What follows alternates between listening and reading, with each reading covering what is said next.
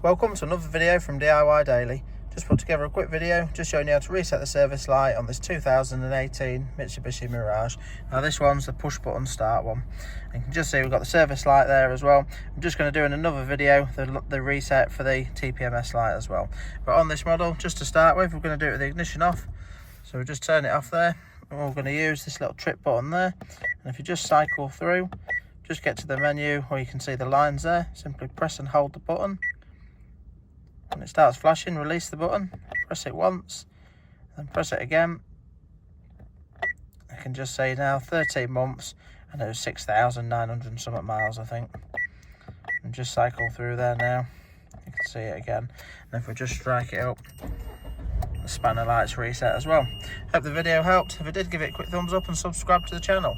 Thanks for watching, and we'll see you next time.